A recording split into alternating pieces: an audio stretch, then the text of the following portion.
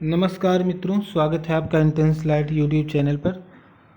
मित्रों, आगामी वीडियो की परीक्षा के लिए तथा यूपी द्वारा आयोजित पीईटी की परीक्षा के लिए महत्वपूर्ण जो भी जीके के प्रश्न हैं उनसे संबंधित कुछ फैक्ट को हम देखेंगे। आज हम जियोग्राफी के एक पार्ट को कवर करेंगे जिसमें विश्व के कुछ महाद्वीपीय भूगोल को जो हम पढ़ते हैं, जो विश्व के भूगोल है उसमें कुछ महाद्वीपों के बारे में, वहाँ की नदियों के बारे में थोड़ा सा देखेंगे।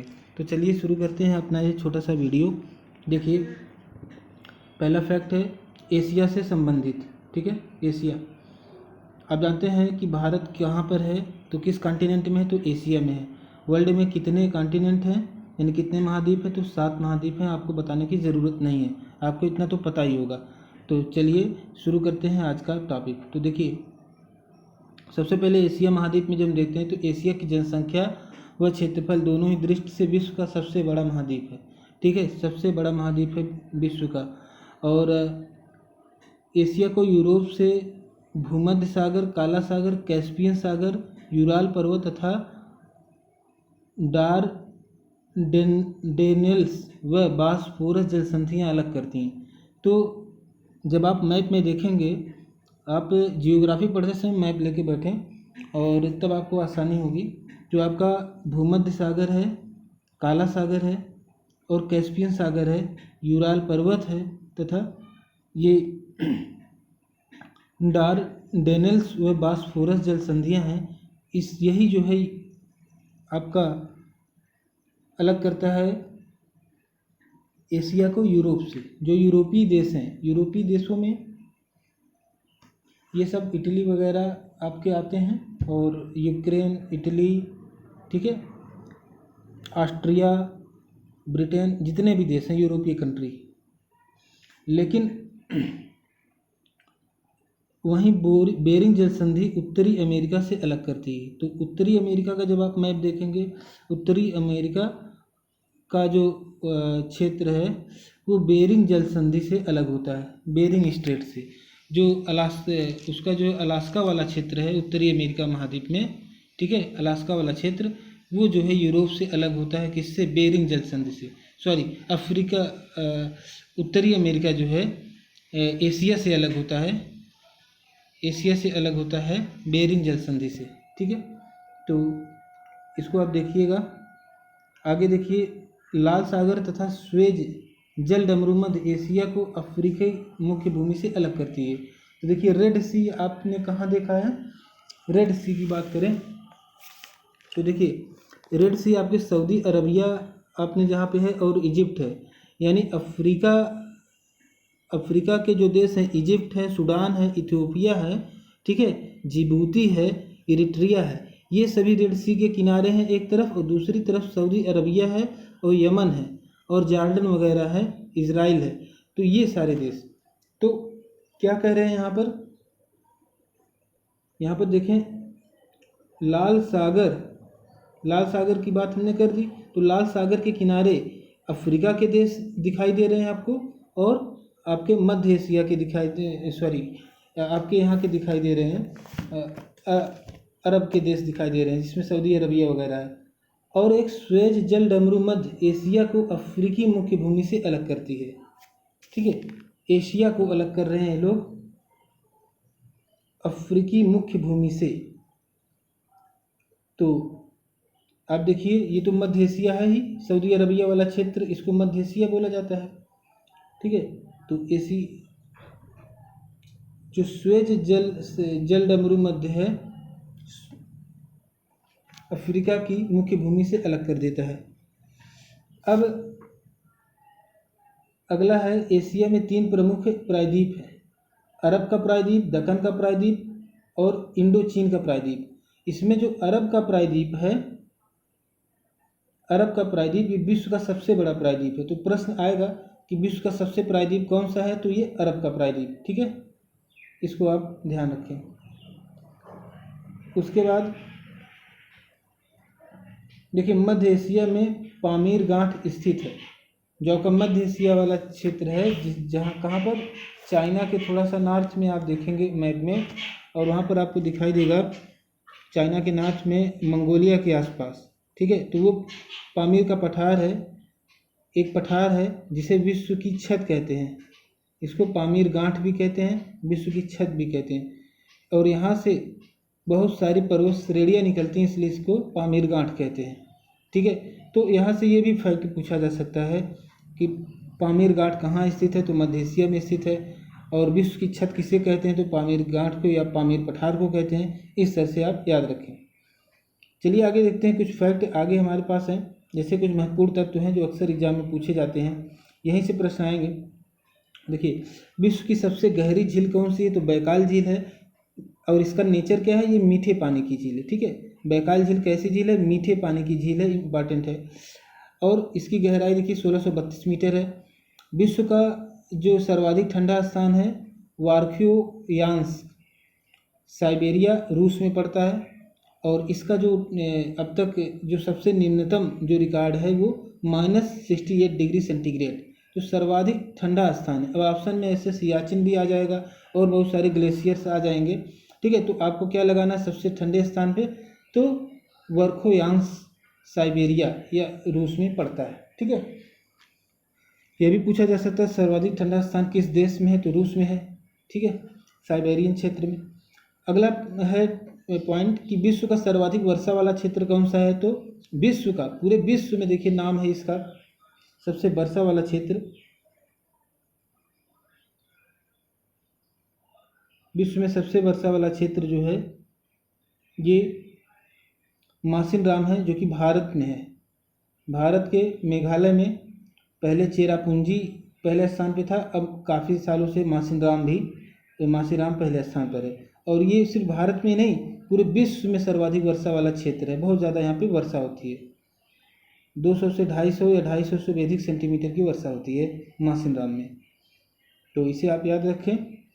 उसके बाद है विश्व की सबसे बड़ी झील कौन सी है, तो झील है बाई नेचर ये क्या है, झील है, लेकिन क्योंकि इसकी आकृति बड़ी है इसलिए इसके नाम में सागर लगा हुआ है, उसको कैस्पियन सी बोलते हैं या कैस्पियन सागर बोलते हैं। इसका क्षेत्रफल यहाँ पे दे रखा है, देखें ये इसका क्षेत्रफल दिया है 3,71,000 वर्ग किलोमीटर 3,71,000 वर्ग किलोमीटर क्षेत्रफल है किसका, कैस्पियन सागर का। जबकि और कैस्पियन सागर है क्या ये सागर है, नहीं, ये एक झील है।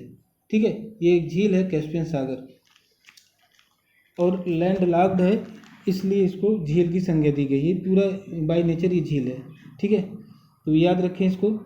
अगला फैक्ट देखें, इम्पॉर्टेंट है, विश्व की सर्वाधिक लवणता वाली झील कौन सी है, तो वान झील है। वान झील कहाँ स्थित है, तुर्की में स्थित है, टर्की या तुर्की।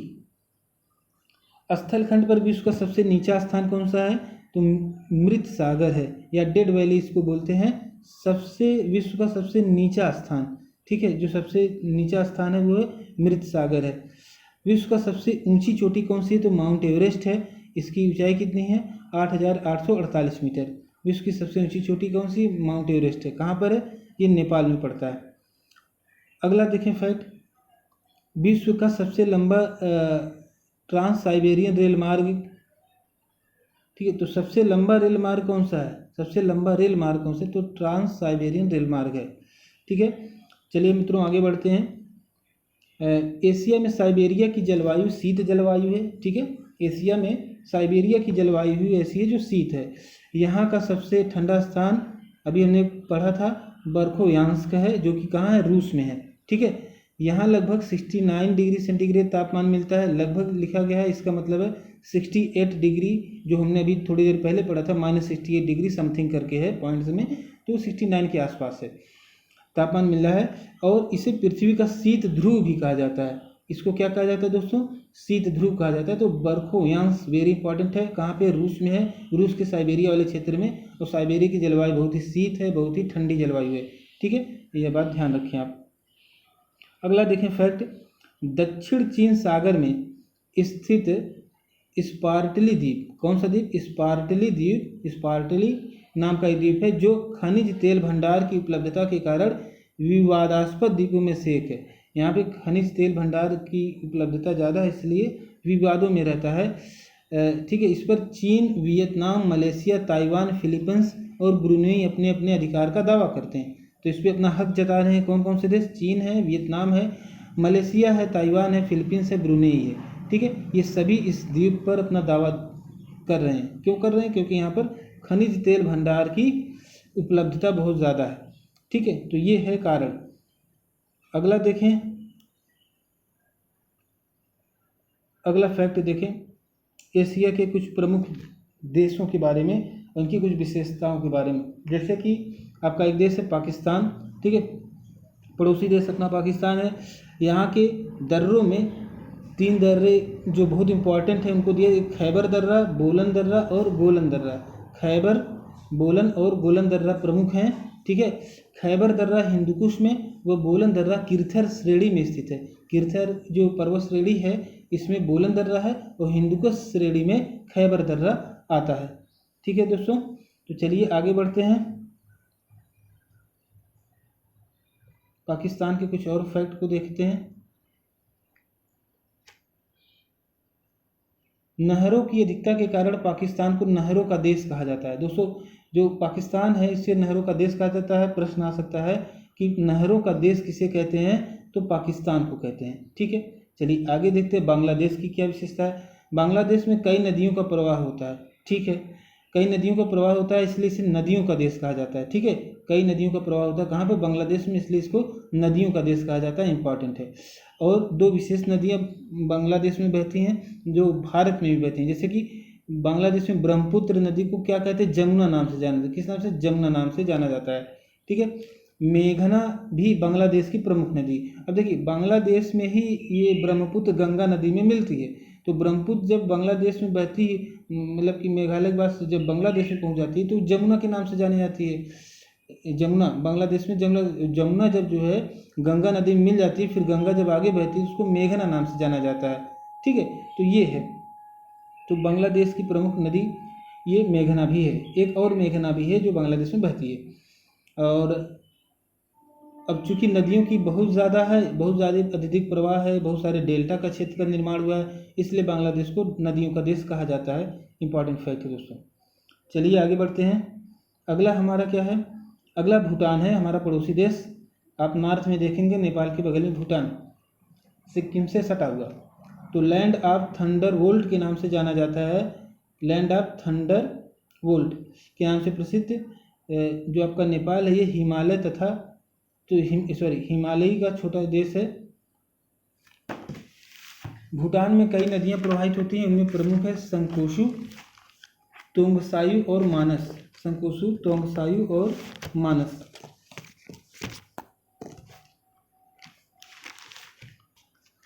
अगला देखते हैं।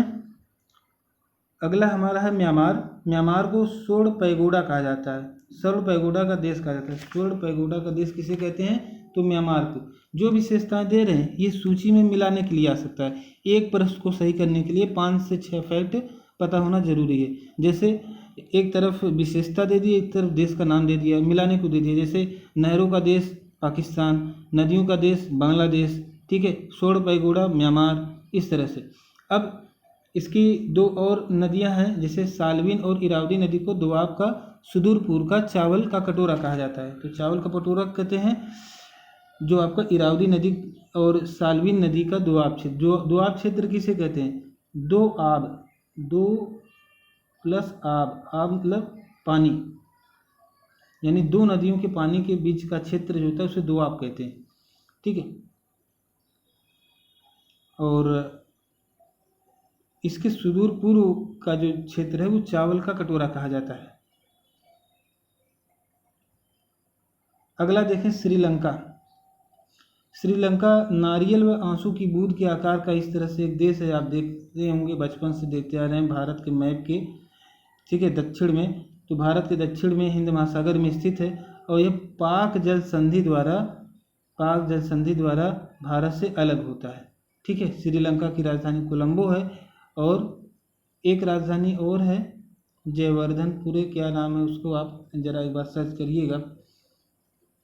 तो इस तरह से ये पाक स्ट्रेट है, पाक जल संधि है। जल संधि किसे कहते हैं? जो 2 जल राशियों को जोड़ती है और 2 महाद्वीपों या 2 लैंड बॉडी को अलग करती है उसको जल संधि कहते हैं। ठीक है। और सीलान द्वीप पूर्व में श्रीलंका का भाग था, यानी पहले जो है श्रीलंका का भाग था सीलान द्वीप। आगे देखें चाइना की बात करें, क्षेत्रफल की दृष्टि से चौथा तथा जनसंख्या की दृष्टि से पहला स्थान। ये बात अब गलत हो गई है, ये बहुत पुरानी बात हो गई है। क्षेत्रफल की दृष्टि से चौथा स्थान तो है, ये बात सही है, लेकिन जनसंख्या की दृष्टि से अब ये पहला स्थान नहीं रहा बल्कि दूसरा स्थान है। यहाँ पे याद रखिएगा, चाइना अभी एक हाल ही में रिपोर्ट आई है जिसमें बताया गया है कि भारत की जनसंख्या इतनी ज़्यादा हो गई कि अब चाइना को पीछे छोड़ चुकी। चाइना ने इतना कंट्रोल किया कि भारत से पीछे हो गया। तो जनसंख्या में नंबर 1 इस समय कौन है? भारत। और चीन जो है जनसंख्या में दूसरे स्थान पे पहुंच गया है। वैसे भी अगर क्षेत्रफल की दृष्टि से देखा जाए तो पहले भी जितना ज़्यादा क्षेत्रफल चाइना का है, जितना ज़्यादा उपजाऊ भूमि चाइना में है, जितना ज़्यादा तकनीक और अर्थव्यवस्था चाइना में है, उस हिसाब से अगर देखें, उस दृष्टि से देखें तो भारत की जनसंख्या फिर भी चाइना से कई गुना ज़्यादा थी। और चाइना की जनसंख्या भारत की अगर परसेंटेज देखेंगे तो पहले से भी परसेंटेज के मामले में चाइना की जनसंख्या कम थी। अब जो है कुल जनसंख्या के मामले में भी चाइना की जनसंख्या जो है भारत के मुकाबले पीछे हो गई है। तो ये एक चिंता का विषय है। आगे देखें, चीन की राजधानी क्या है? बीजिंग है। चीन की राजधानी बीजिंग है, आपको पता होगी। और चीन की मुद्रा क्या है? युआन है। चीन के अभिन्न नदियों के बारे में आगे हम देखेंगे कौन कौन सी नदियां हैं। ठीक है। जापान के बारे में थोड़ा सा देखें। सूर्योदय का देश कहते हैं। किसे कहते हैं? जापान को कहते हैं सूर्योदय का देश। कहते हैं सूर्य सबसे पहले कहाँ उगता है? तो जापान में उगता है।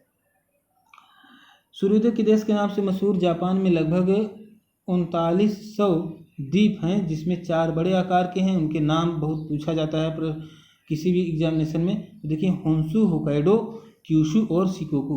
होन्शु, होक्काइडो, क्यूशु और शिकोकू, इसको याद रख लीजिए। बहुत बार बहुत सारे परीक्षा में, चाहे टेट, सीटेट, ठीक है, और यूपी टेट या यूपी की बहुत सारी परीक्षाओं में इसको पूछा गया है। तो इसको याद रखें, होन्शु, होक्काइडो, क्यूशु, शिकोकू। मिलान करने के लिए उत्तर से दक्षिण क्रम में मिलाइए, दक्षिण से उत्तर क्रम में मिलाने के लिए भी ये प्रश्न बन सकता है। तो ये है। आगे है जापान की राजधानी, आप जानते होंगे टोक्यो है। यहाँ की मुद्रा येन है। होन्शु द्वीप जापान का सबसे बड़ा द्वीप है। इंपॉर्टेंट फैक्ट है। तो सबसे बड़ा द्वीप जापान कौन सा? तो होन्शु द्वीप है। ठीक है। आगे देखें, इंडोनेशिया। इंडोनेशिया की बात करें तो इसके 5 प्रमुख द्वीप है: जावा, सुमात्रा, कालीमंतान, सुलावेसी तथा पपुआ। ठीक है, ये 5 द्वीप है। जावा, सुमात्रा, कालीमंतान, सुलावेसी तथा पपुआ हैं। इंडोनेशिया के द्वीप समूहों में पश्चिम से पूर्व की दिशा की ओर सुमात्रा, जावा, बाली तथा लोम्बोक द्वीप स्थित हैं। ये देखिए लोम्बोक द्वीप, देखिए सुमात्रा, जावा, बाली तथा लोम्बोक द्वीप है। तो ये क्या पूछा है? पश्चिम से पूर्व दिशा की ओर। इस तरह से इस क्रम में जब आप जाएंगे तो पहले सुमात्रा पड़ेगा, फिर जावा, बाली, लोम्बोक। और एग्जामिनेशन में इसको ध्यान से पढ़िएगा। हो सकता है मैं पूर्व से पश्चिम दिशा की ओर पूछ ले तो आपको पहले लोम्बोक को चुनना है, फिर बाली को, फिर जावा को, फिर सुमात्रा को। तो जैसे भी प्रश्न पूछा जाएगा इस पर आपको ध्यान रखना होगा। तो ये हो गया इंडोनेशिया। अब देखें,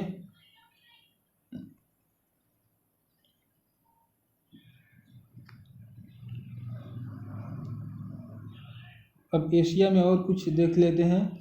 दक्षिण पश्चिम एशिया, जो आपका साउथ वेस्ट एशिया है, तो इसमें एशिया भी उसका शुष्क क्षेत्र, एकदम रेगिस्तान वाला क्षेत्र है। इस क्षेत्र में एशिया के प्रमुख देश हैं सऊदी अरब है, यमन है, अमन है, कुवैत है, बहरीन है, ईरान, इराक, सीरिया आदि हैं। ठीक। उसके बाद ईरान के निचले पहाड़ी ढलानों के साथ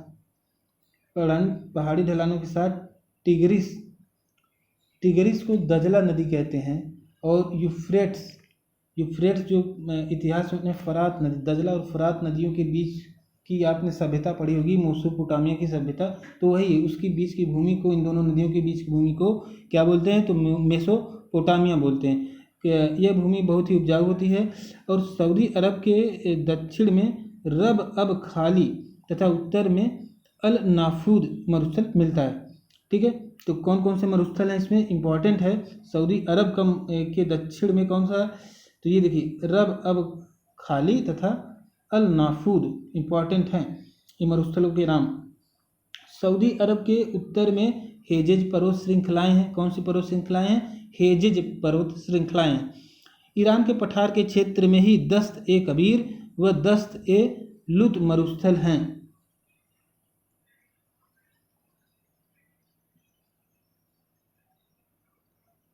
देखें, ईरान के पठार के क्षेत्र में दस्त ए कबीर व दस्त ए लुत मरुस्थल हैं। ईरान की सबसे ऊंची चोटी देवबंद है जो एलबुर्ज पर्वत पर है। टर्की की बात करें कि तो टर्की या तुर्की पूर्वी यूरोप और पश्चिमी एशिया में फैला हुआ राष्ट्र है। पूर्वी यूरोप का क्षेत्र थोड़ा सा है, यूरोप के क्षेत्र में भी टर्की घुसा हुआ है और पश्चिमी एशिया में भी फैला हुआ एक राष्ट्र है। और यूरोप और एशिया दोनों जगह विस्तारित होने के कारण इसे यूरेशियाई देश भी कहा जाता है। साथ ही इसे एशिया का प्रवेश द्वार भी कहा जाता है।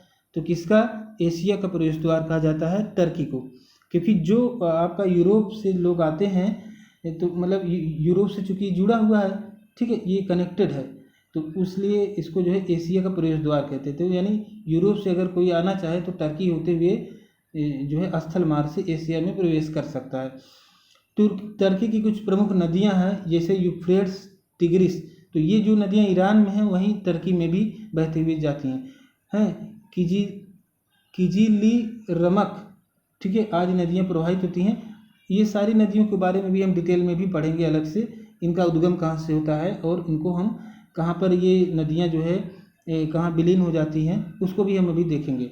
तो यूफ्रेट्स जो आपकी है ये पश्चिम एशिया की सबसे लंबी नदी है, इसलिए इम्पॉर्टेंट है। यूफ्रेट्स जो है पश्चिम एशिया की सबसे लंबी नदी है, इसलिए यूफ्रेट्स नदी और टिग्रिस नदी, इन दोनों नदियों को याद रखिए।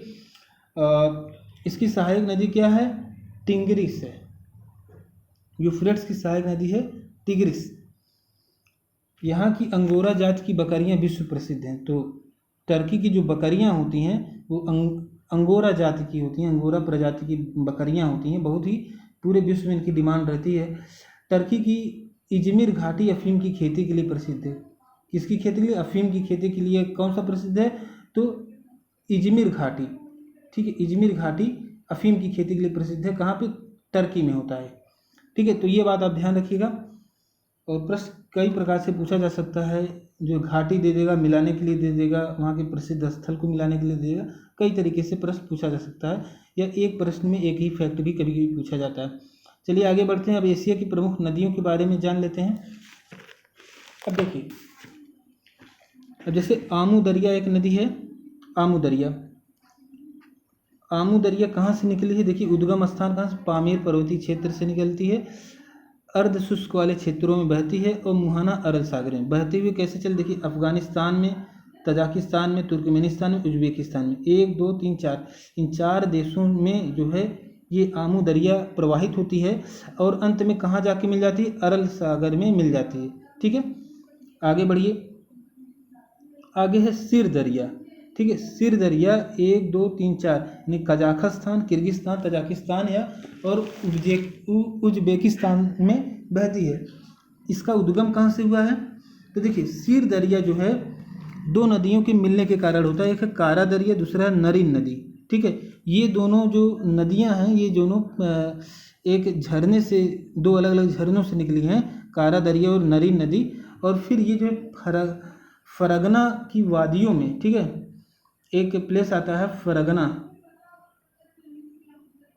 फरगना की वादियों में जो है जो कारा नदी और नरीन नदी है, नरीन नदी प्लस कारा नदी जब मिलती हैं फरगना नामक स्थान पे या वादी में, ठीक है, उस घाटी मिलती हैं, तो वहाँ पर वहाँ के आगे से इस आगे जो है ये सिर दरिया के नाम से जानी जाती है। और सिर दरिया आगे चल के अंत में अरल सागर में ये भी विलीन हो जाती है। तो आमू दरिया और सिर दरिया दोनों जो है अंत में कहाँ विलीन होती हैं? अरल सागर में विलीन होती हैं। तो आगे बढ़ते हैं। अगला है येल्लो रिवर, ठीक है। येल्लो रिवर हांगहो नाम से भी जाना जाता है। इसका जो है चाइनीज नाम है हांगहो या येल्लो रिवर, चाइना में बहती है। अब देखिए, इसका उद्गम स्थान कहाँ है? कुनलुन पर्वत से है। मुहाना कहाँ पे है, यानी कहाँ जाके मिल जाती? तो पोहाई की खाड़ी, और इसको येल्लो सी भी कहते हैं। येल्लो सागर में पोहाई की खाड़ी है जहाँ पर येल्लो रिवर जाकर मिल जाती है, ठीक है।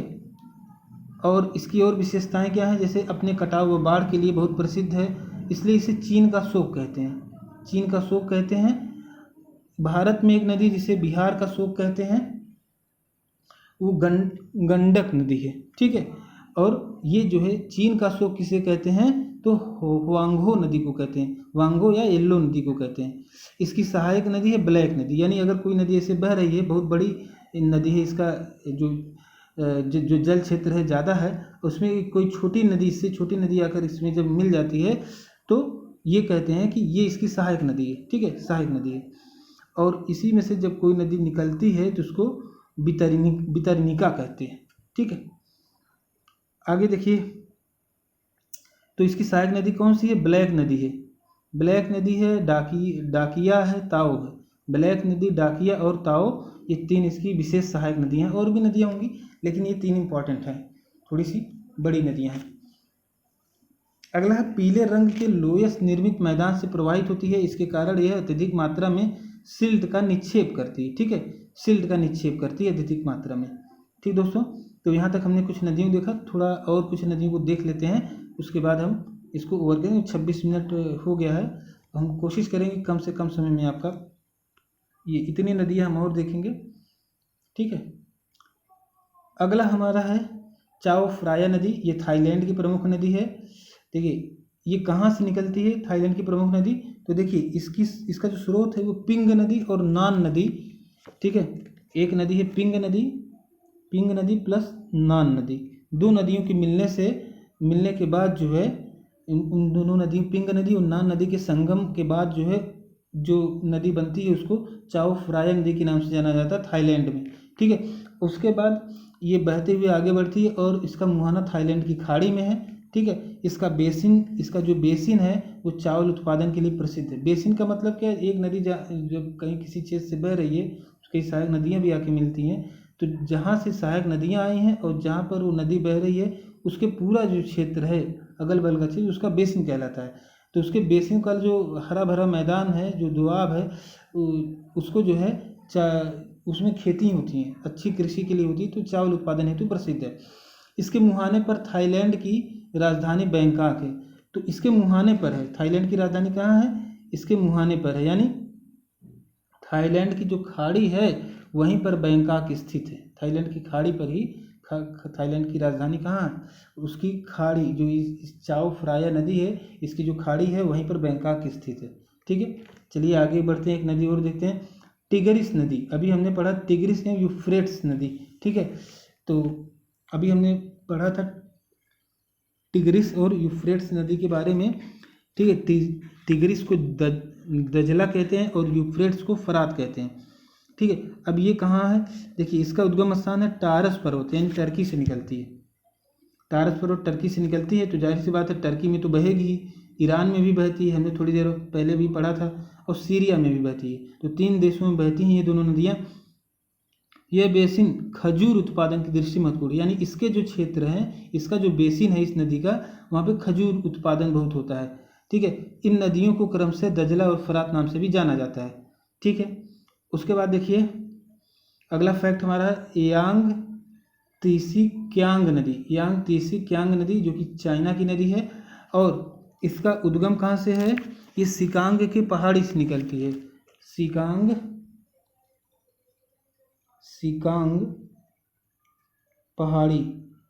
के पहाड़ी से ये निकलती है और बहते हुए जाती है, पूर्वी चीन सागर में गिर जाती है, ठीक है, ईस्ट चाइना सी में गिर जाती है। इसका मुहाना कहाँ है, ईस्ट चाइना सी में है, सिकांग पहाड़ी से निकलती है, ईस्ट चाइना सी में गिर जाती है, और एशिया की सबसे लंबी नदी है। इंपॉर्टेंट बात है, चूँकि हमने एशिया को आज पढ़ा है, तो एशिया की सबसे लंबी कौन सी, यांग तीसी क्यांग नदी है, इसका नाम नहीं भूलना, इंपॉर्टेंट है। इस नदी के तट पर शंघाई और वुहान शहर स्थित है। देखिए वुहान हाल ही में अभी किस लिए फेमस हुआ था, जो कोरोना वायरस जब शुरू में हुआ था उसका पहला केस वुहान में देखा गया था, चाइना का शहर। और शंघाई, तो शंघाई अपने आप में इम्पॉर्टेंट है, क्योंकि शंघाई चाइना में ही जो है आपका न्यू डेवलपमेंट बैंक का गठन हुआ था, शंघाई चाइना में, ठीक है। और भी बहुत सारे, वुहान शहर सिर्फ कोरोना के लिए नहीं, और भी बहुत सारी आर्थिक गतिविधियों के लिए प्रसिद्ध है। यहाँ पर बहुत सारे जो प्लांट और मशीनरी लगे हुए हैं, मांस संस्करण उद्योग के लिए भी प्रसिद्ध है। बहुत सारे यहाँ पर आर्थिक गतिविधियाँ होती हैं, ठीक है, इसलिए इम्पोर्टेंट शहर है। और तो ये जो शहर है ये यांग तीसी क्यांग नदी के किनारे स्थित है। संघाई भी इसी नदी के किनारे स्थित है, इम्पॉर्टेंट है। और भी बहुत सारे बड़े शहर हैं जो यहाँ जो है इस नदी के किनारे स्थित हैं। इस नदी पर 3 गार्ज डैम स्थित है, ठीक है। जो यांग तीसी क्यांग नदी है यहाँ पर 3 गार्ज डैम स्थित है, इम्पॉर्टेंट फैक्ट। अगला देखते हैं दोस्तों, इरावदी नदी। 30 मिनट हो गया है, इरावदी नदी को देख रहे हैं। म्यांमार की प्रमुख नदी है। उद्गम स्थान कहाँ है? माली और नामी है। तो माली और नामी नदी के संगम से माली नदी प्लस नामी नदी, इन दोनों के मिलने से इरावदी नदी का निर्माण होता है। और आगे बहती हुई नदी चलती है तो कहाँ जाके गिर जाती है? तो अंडमान सागर में मिल जाती जाकर, ठीक है। तो इसका मुहाना कहाँ? अंडमान सागर में है। इसके डेल्टाई क्षेत्र म्यांमार का यांगून शहर स्थित है। इसका जो डेल्टाई क्षेत्र है उसमें यांगून शहर है म्यांमार का, ठीक है। तो म्यांमार की प्रमुख नदी है, ज़्यादा इंपॉर्टेंट नहीं लेकिन देख लीजिए एक बार क्योंकि पड़ोसी देश है। म्यांमार की एक और नदी है, देखिए सालवीन नदी। सालवीन नदी इंपॉर्टेंट है। इसका उद्गम होता है चीन में कहाँ से? तिब्बत के पठार से। और मुहाना कहाँ है? अंडमान सागर में। यह म्यांमार की सबसे लंबी नदी है, म्यांमार की सबसे लंबी नदी है। आगे देखिए मेकांग नदी। चीन, थाईलैंड, लाओस, कंबोडिया, वियतनाम। चीन, थाईलैंड, लाओस, कंबोडिया, वियतनाम। उद्गम स्थान है तिब्बत का पठार। मुहाना कहाँ है? दक्षिण चीन सागर, दक्षिण कंबोडिया में, ठीक। कंबोडिया वाला जो क्षेत्र है वहाँ जो दक्षिण चीन सागर वाला क्षेत्र है उसमें इसका मुहाना है। तिब्बत के पठार से मेकांग नदी भी निकलती, बहुत इंपॉर्टेंट है, इसको याद रखिएगा। इस नदी के किनारे कंबोडिया की राजधानी नामपेन स्थित है। नामपेन स्थित है मेकांग नदी के किनारे, जो कि कंबोडिया की राजधानी है। विश्व में अमेजन नदी के बाद दूसरे स्थान पर सर्वाधिक जैव विविधता वाला बेसिन है।